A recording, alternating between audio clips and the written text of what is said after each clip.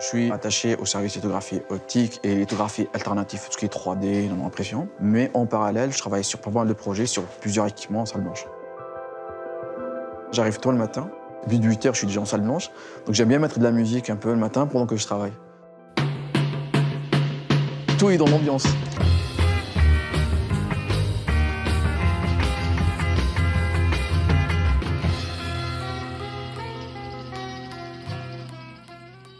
Tous les jours, pour moi, c'est un nouveau challenge. C'est moi qui fais mon planning. Chaque projet, c'est un nouveau défi. Donc, il y a tellement de choses autour de ça. Donc, on ne s'ennuie jamais.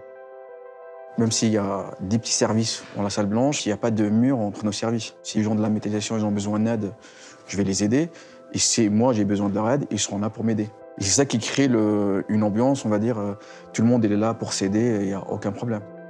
Même si je suis responsable de cette zone de lithographie, j'utilise les équipements de gravure, j'utilise les microscopes électroniques, j'utilise la métallisation, j'utilise la partie back-end, donc j'utilise presque une bonne partie de tous les équipements en salle blanche. Dans les projets de recherche, tu as des chercheurs, des ingénieurs, plus les gens qui nous entourent. Donc tu as tous les gestionnaires, parce que si on a besoin des produits, on va passer par les gestionnaires pour les commander. Tu as tout le service infrastructure qui va gérer un peu nos infrastructures autour de nous. Donc la salle blanche, c'est pas que travailler en salle blanche. Tous les systèmes autour, tu as un service qui gère ça.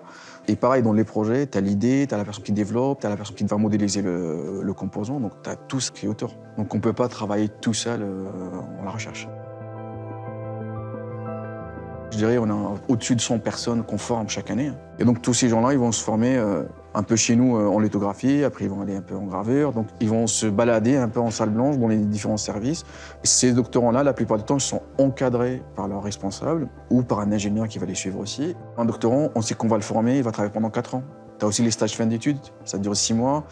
Tu as les stages de 3 mois de licence.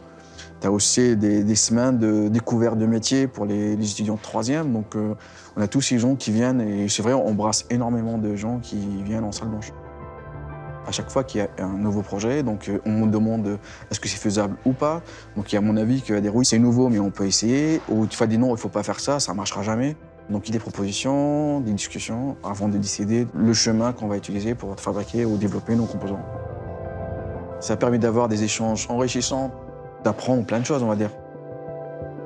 Au moment que tu commences à développer un composant sur un nouveau projet, tu l'imagines déjà dans le futur. Tu dis, à la fin, je vais fabriquer ce composant qui va servir pour telle ou telle application.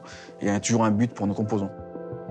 J'ai travaillé pas mal sur des projets de collaboration pour développer des nouvelles cellules solaires. J'ai travaillé pas mal aussi sur des sources à photooniques, ce qui sert aujourd'hui pour tout ce qui est domaine quantique.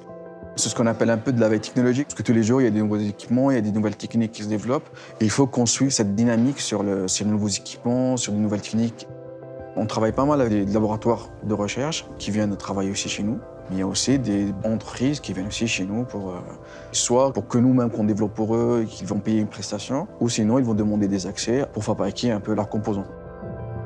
Aujourd'hui, il y a pas mal de projets qui font appel à 2 disciplines. Par exemple, il y a quelques années, on travaillait sur un projet où on faisait de la photonique pour de la photovoltaïque. On essayait de prendre des concepts qui sont dans la photonique afin d'améliorer le rendement dans les cellules solaires. C'est ce qu'ils appelaient la photonique pour du photovoltaïque. Ou sinon de la photonique pour de la biologie. Donc ça veut dire on mélange un peu de disciplines pour utiliser par exemple la photonique pour la détection, pour de la biologie. Donc c'est des projets passionnants et très intéressants.